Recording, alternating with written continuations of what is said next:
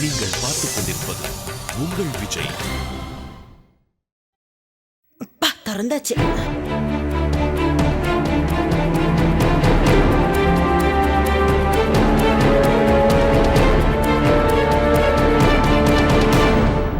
இல்லம்மா, எனக்கு மாவு கொஞ்சம் வேணும். அதை வந்துட்டு கொடுத்தீங்கன்னா அவன் கடை கொண்டு போயிடுவான். மீனாட்சி, இங்க இருந்து மாவை வர சொல்லி குரல் கொடு. அங்க இருந்து கிளம்பி உடனே இங்க வான்னு சொல்லு. இங்க இப்படியே நிக்கிறதால மாவு தானா வந்துருமா என்ன? போ, போய் முதல்ல அதை கொண்டு வா.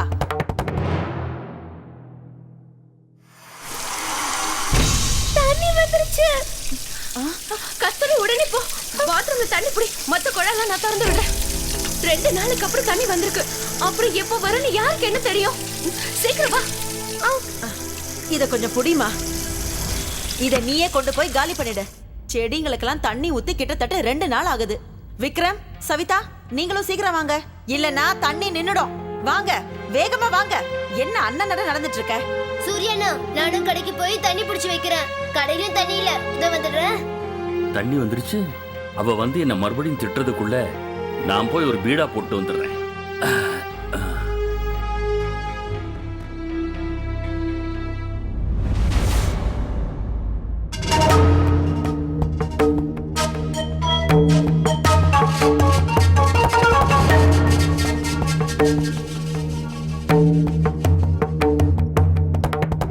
ஒரு நிமிஷம்.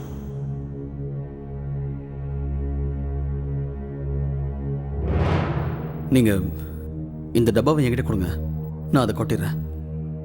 வேண்டாம், நான் பாத்துக்கிறேன்.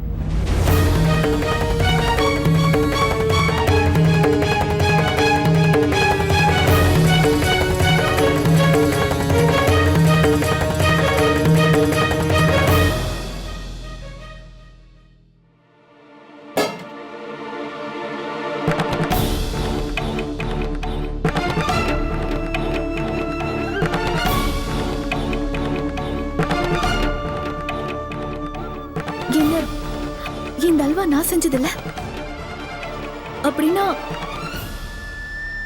சூர்யாண்ணா, தெரியாம வீட்டோட டப்பா கடையோட சாமான்ல வந்துச்சு. சூர்யா, இந்த டப்பால அப்படி என்னதான் இருக்குப்பா? நீங்க இந்த டப்பாவை என்கிட்ட கொடுங்க, நான் அதை கொட்டிடுறேன்.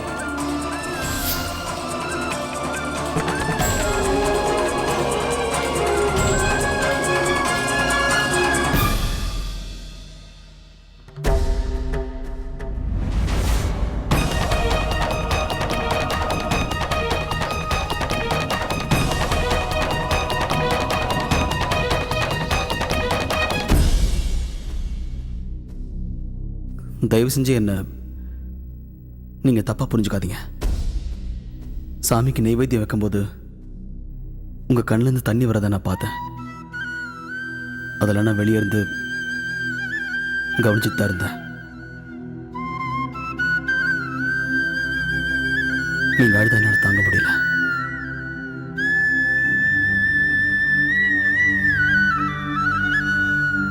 அதுவும் இல்லாம நீங்க இந்த வீட்டுக்கு வந்து முதல் முறையா சமைச்சிருக்கீங்க. அதனால பதட்டம் இருக்கதான் செய்யும். சின்ன சின்ன தவறு நடக்கிறது சகஜம். நீங்க தேவையில்லாம இதுக்கு போய் இல்ல, என்ன சொல்ல வந்தேன்னா, எனக்கு எங்க அம்மா வருத்தப்பட்டாலும் பிடிக்காது, நீங்க வருத்தப்பட்டாலும் பிடிக்காது. அதான் நீங்க செஞ்ச அல்வாக்கு பதிலா நான் வேற அல்வா செஞ்சு அதை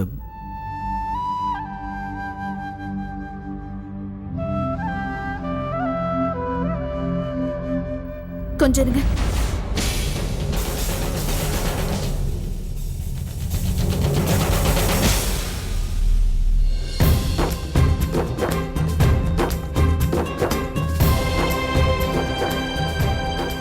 அது என்ன பொறுத்த வரைக்கும் ஒரு பரீட்சை. ஒன்னு அதுல நான் பாஸ் பண்ணிருப்பேன், இல்லைன்னா ஃபெயில் ஆயிருப்பேன். ஆனா இப்படி ஏமாத்தி பழப்பு நடத்துறதுல எனக்கு விருப்பம் இல்லை. அது எனக்கு பிடிக்காது.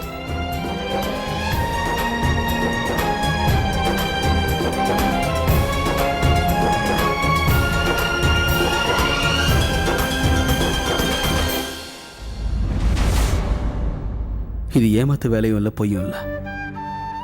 கல்யாணத்துக்கு அப்புறம் புருஷன் பொண்டாட்டி 2 பேரும் ஒண்ணுதான். அப்படி இருக்கும்போது இது மட்டும் எப்படி வேற வேறையாக முடியும்? ஒருவேளை நாளைக்கே எனக்கு ஏதாவது ஒரு ஆபத்து ஏற்பட்டா அப்ப எனக்கு உதவி பண்ணணும் உங்க மனசுல ஒரு எண்ணம் வரும்ல.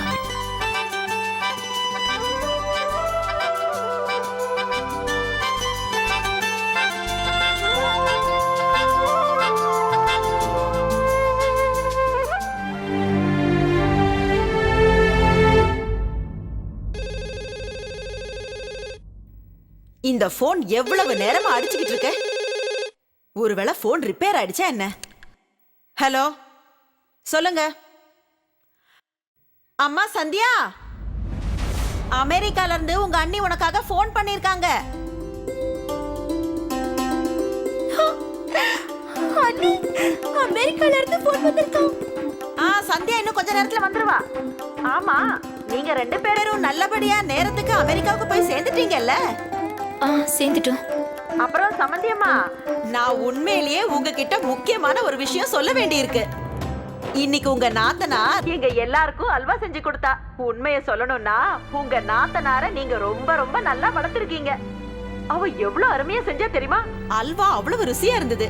அத நான் பிரசாதம்னு சொல்லி கோவிலுக்கு கொண்டு போய் எல்லாருக்குமே கொடுத்திருப்பேன். அவ்வளவு நல்லா இருந்தது. ஆனா என்ன செய்யறது, என் வீட்டுல நிறைய பேரு பட்டினியா உட்கார்ந்துகிட்டு இருக்காங்களே.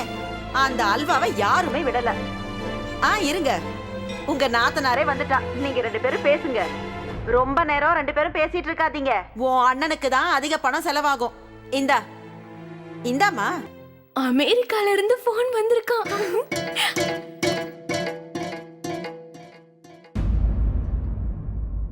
சீக்கிரமா பேசுமா சந்தியா.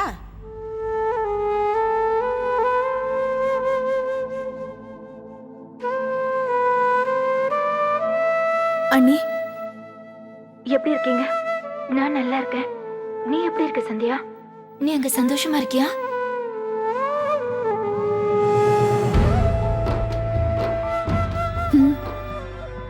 உன் குரலை கேட்க நான் எவ்வளவு ஏங்கிட்டு இருந்தேன் தெரியுமா?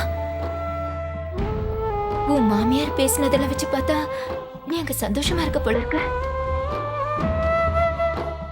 அவங்க ஏதோ நீ இன்னைக்கு அல்வா செஞ்சதா சொன்னாங்களே, நீ எப்படி அதை செஞ்ச? அண்ணி, அது நான் செய்யல. அது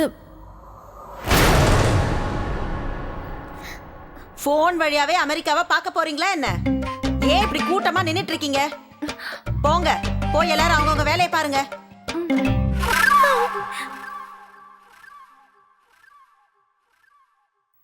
அப்படின்னா அந்த அல்வாவை நீ செய்யலையா? அப்ப யார் செஞ்சா? ஐயோ, மறந்தே போயிட்டேனே. நான் குழம்ப மூடவே மறந்துட்டேன். எல்லாரும் சீக்கிரம் வேலையை முடிங்க. என்னது இது, தண்ணி இன்னும் வந்துட்டு இருக்கா இல்ல நின்னுடுச்சா? சந்தியா, அல்வா செஞ்சது சூர்யாவா?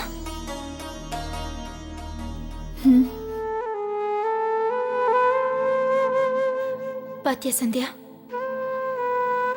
உன்னை அவர் எந்த அளவுக்கு கேர் பண்றாரு. அவர் உண்மையிலேயே ரொம்ப நல்ல மனுஷன். இங்க பாருமா, மனசுல இருக்கிற விஷயத்தை நீ மறைச்சு வைக்கிறதால உங்களுக்குள்ள பிரிவு தான் அதிகமாகும். அதுல எந்த பிரயோஜனமும் இல்ல. அவர்கிட்ட மனசு விட்டு பேச, உன்னை புரிஞ்சுக்கிறதுக்கு அவருக்கு ஒரு வாய்ப்பு கொடு. நீ அவர்கிட்ட நீ படிக்கணும்னு ஆசைப்படுறத சொல்ல. நான் என்னென்ன பேசுறது அண்ணி? அவர் என்ன புரிஞ்சுப்பாரு? அவர் வெறும் 9th பாஸ் பண்ணவர் தானே. இந்த வீட்ல படிப்புக்கு எந்த வேல்யூவும் கிடையாது. படிப்புனா பணம் செலவாகும்ன்றாங்க, படிப்புனாலே நேரம் வீணாகும்ன்றாங்க. அண்ணி, இது எல்லாத்தையும் நான் உங்களுக்கு எப்படி சொல்லி புரிய வைக்க? கனவுகளும் லட்சியங்களும் நிறைவேறாம போனா அந்த வேதனை எப்படி இருக்கும்னு ஏற்கனவே அண்ணனால நான் இங்க ரொம்ப வேதனைப்பட்டுட்டு இருக்கேன். சந்தியா, சந்தியா, உனக்கு என் கூட பேசக்கூட இஷ்டம் இல்லைன்னு எனக்கு தெரியும். ஆனா ப்ளீஸ் ப்ளீஸ், நான் சொல்றத மட்டும் கேளு. நான் சொல்றத நீ நம்புறியோ இல்லைன்னு கூட எனக்கு தெரியாது. ஆனா உன்னை பத்தி நினைச்சாலே எனக்கு ரொம்ப கவலையா இருக்கு. வேண்டாம், என்னை பத்தி நீங்க கவலைப்பட வேண்டிய அவசியமே கிடையாது. என்னை பொறுத்த வரைக்கும் உங்களுக்கு அந்த உரிமை போயிடுச்சு. நீங்க அண்ணி கிட்ட போன் கொடுங்க ப்ளீஸ்.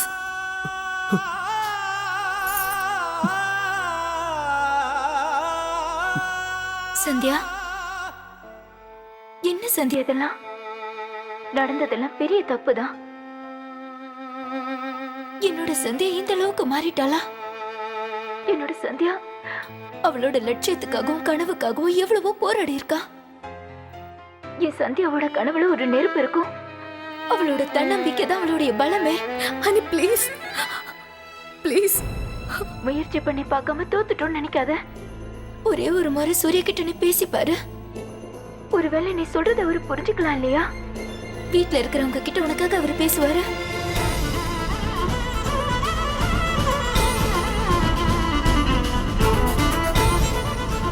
சரிங்க அண்ணி, நான் இன்னொரு வாட்டி முயற்சி பண்றேன். நான் வச்சிடுறேன் அண்ணி. எனக்கு வீட்டுல வேலை இருக்கு, ரொம்ப நேரம் பேச முடியாது. நீ உடம்ப பாத்துக்க.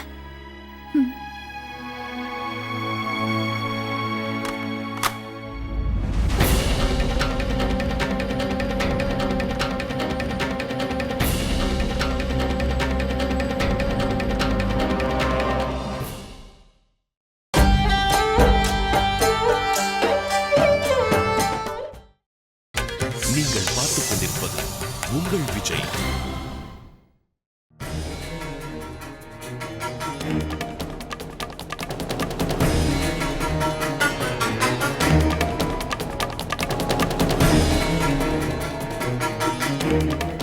பேசி முடிச்சிட்டியா?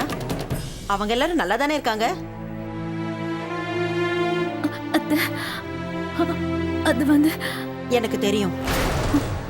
அவங்க கிட்ட பேசினதுக்கு அப்புறம் உனக்கு அவங்கள பார்க்கணும்னு தோணி இருக்கும். ஏன்னா அண்ணன் அன்னிக்கிட்ட பேசின உடனே உனக்கு அப்பா அம்மா ஞாபகம் வந்திருக்கும்ல. இதெல்லாம் சகஜம்தான். நீ போ, முதல்ல நீ ஒரு ரூமுக்கு போ. கொஞ்ச நேரம் அங்க தனிமையில இரு. அப்புறம் இன்னொரு விஷயம், கொஞ்ச நேரத்துக்கு அப்புறம் மொட்டை மாடியில இருந்து எல்லா துணியும் கொண்டு வந்துரு.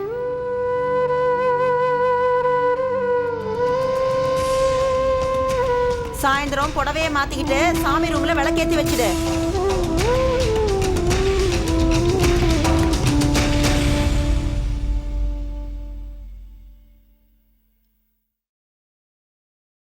சோட்டு, இங்க என்ன பண்ணிட்டு இருக்க? உள்ள போய் கஸ்டமருக்கு என்ன வேணும் கேளு. சூர்யாண்ணா, அவங்கள நான் பாத்துக்கிறேன். ஆனா நீங்க இது வரைக்கும் என்கிட்ட ஒரு விஷயத்த சொல்லவே இல்லையே. அந்த ஸ்டீல் டப்பாக்குள்ள அல்வா எங்கிருந்து வந்துச்சு? அல்வா செய்ய தெரியாதவங்க தான் அதை செஞ்சாங்கன்னு நினைக்கிறேன். ரொம்ப மோசமா இருந்துச்சு. நீங்க யாரையாவது பயமுறுத்துறேன்னு நினைச்சீங்கன்னா அந்த டப்பாவை திறந்து அதை அவங்க முன்னாடி வச்சாலே போதும். அவங்க பயந்து ஓடியே போயிடுவாங்க. சோட்டு,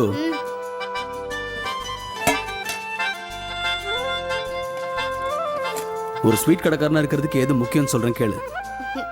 இந்த ஹல்வாவை செஞ்சவங்க நீ சொன்ன மாதிரிலாம் கிடையாது. இனிப்பு வகையில இனிப்பு செய்யறது வெறும் சர்க்கரையால மட்டும் இல்ல, அதை செய்தவங்களோட கைப்பக்குவத்தாலையும் பாசத்தாலையும் தான். அது இந்த அல்வால இருக்க. நீ இந்த அல்வாவை சும்மா சாப்பிட்டு பார்த்துட்டு டேஸ்ட் இல்லைன்னு சொல்லிட்ட. இதோட உண்மையான ருசியை நீ புரிஞ்சுக்கல. அதான் செஞ்சவங்களோட பாசம். பாசம். ஆனா சூர்யாண்ணா, அல்வாக்கும் பாசத்துக்கும் என்னன்னா சம்பந்தம்? நீ எனக்கு என்ன சொல்லி தந்தீங்க? அல்வா பண்றதுக்கு சக்கரை, நெய், அப்புறம் மாவு இருந்தா போதும். நீங்க உனக்கு இதெல்லாம் சொன்னா புரியாது, நீ வேலையை பாரு. இதை வச்சே ஒரு ஸ்வீட் செய்யறேன். இத வச்சா அது கொஞ்சம் கஷ்டம்னு நினைக்கிறேன். அதெல்லாம் உனக்கு வா.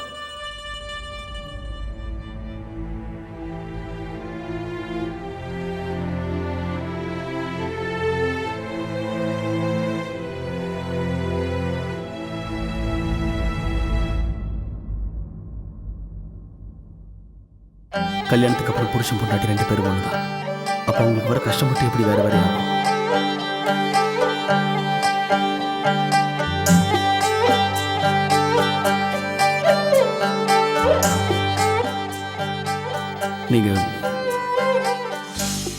நீங்க கொஞ்ச நேரம் இங்கே உட்காருங்க.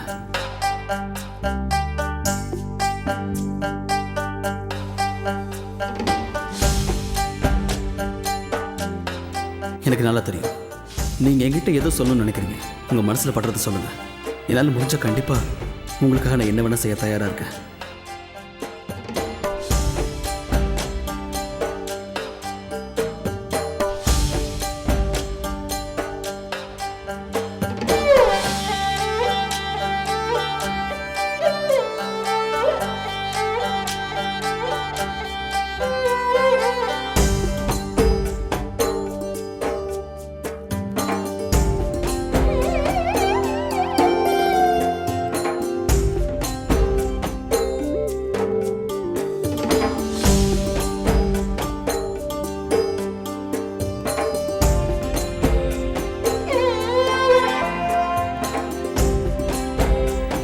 நான் பார்த்த வரைக்கும், நான் புரிஞ்சுக்கிட்ட வரைக்கும் சூர்யா ரொம்ப நல்லவர்னு தோணுது.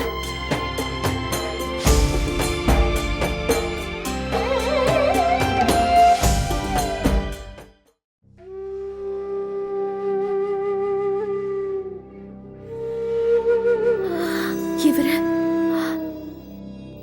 என்னோட கனவுகளை புரிஞ்சுப்பாரா?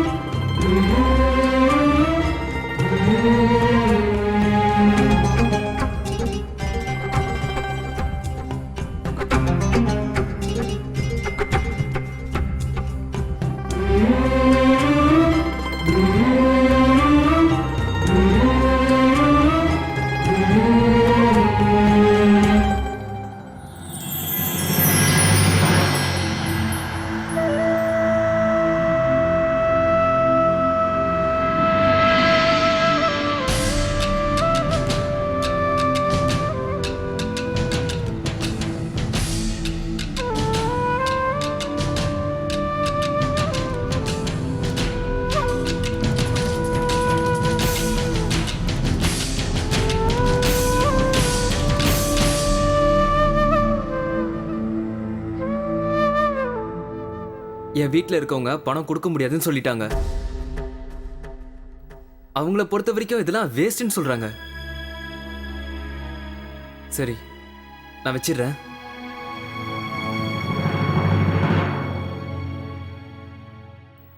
மோகன், எனக்கு தெரியும், அண்ணன் என்னை சமாதானம் பண்ண சொல்லி அனுப்பியிருக்காருல. எந்த பிரயோஜனமும் இல்லை. நீ என் மூட் ரொம்ப இப்போ மோசமா இருக்கு. அதனால நீங்க என்கிட்ட எதுவுமே பேச வேணாம். யாரும் என்ன போக சொல்லி நான் இங்க வரல. உங்ககிட்ட நான் கொஞ்சம் பேச வேண்டியிருக்கு. அதனாலதான் நான் வந்திருக்கேன். எனக்கு இப்போ பேச மூடு இல்ல.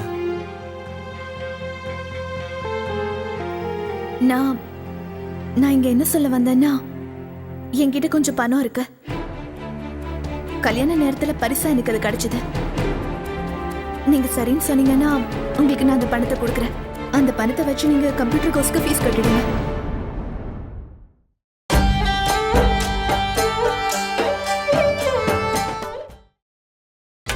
நீங்கள் பார்த்துக் கொண்டிருப்பது உங்கள் விஜய். நான் இங்க என்ன சொல்ல வந்தேன்னா, என்கிட்ட கொஞ்சம் பணம் இருக்கு. கல்யாண நேரத்துல பரிசா எனக்கு அது கிடைச்சது. நீங்க சரின்னு சொன்னீங்கன்னா உங்களுக்கு நான் அந்த பணத்தை கொடுக்குறேன். அந்த பணத்தை வச்சு நீங்க கம்ப்யூட்டர் கோர்ஸ்க்கு ஃபீஸ் கட்டிடுங்க.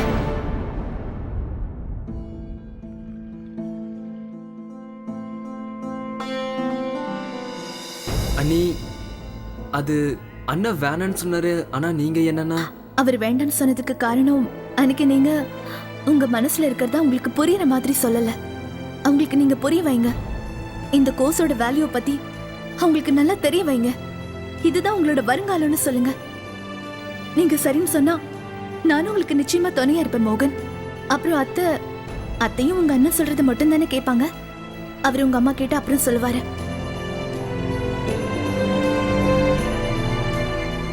வாங்க போலாம். அண்ணி, எந்த பிரயோஜனமும் இருக்காது. ஏன்னா அவங்களுக்கு படிப்பை பத்தி ஒண்ணும் தெரியாது. அதுவும் இல்லாம படிப்பை பத்தி பேசினாலும் அவங்களுக்கு 1000 முறை சொல்லி புரிய வைக்கணும். அவ்வளவு தூரம் சொன்னாலும் நம்ப மாட்டாங்க. ஏன்னா அவங்களுக்கு எந்த விஷயங்களும் புரியவே புரியாது. ஏன்னா அண்ணன் படிக்காம சம்பாதிக்கிறார்ல, அதனால அதை பத்தி அவங்களுக்கு எதுவுமே தெரியாது. அண்ணனால முடிஞ்சதுன்னா என்னையும் அந்த கடைக்கு கூட்டி போய் உட்கார வச்சு என்னையே வேலை செய்ய வைப்பாரு. தேங்க்ஸ் அண்ணி, நீங்களாவது என் மனசுல இருக்கிறத புரிஞ்சுக்கிட்டீங்க. ஆனா அவங்க புரிஞ்சுக்க மாட்டாங்க. அண்ணி, உங்ககிட்ட இருக்க பணத்தை என்கிட்ட கொடுங்க, நான் இன்னைக்கே கோர்ஸ் ஃபீஸ் கட்டி படிப்ப ஆரம்பிச்சிடுறேன். ஆனா மோகன் வீட்ல இருக்கிறவங்க கிட்ட சொல்லாம அந்த பணத்தை. அண்ணி, உங்ககிட்ட கையெடுத்து கும்பிட்டு கேட்டுக்கிறேன், ப்ளீஸ் இந்த விஷயத்தை யார்கிட்டயும் சொல்ல வேண்டாம்.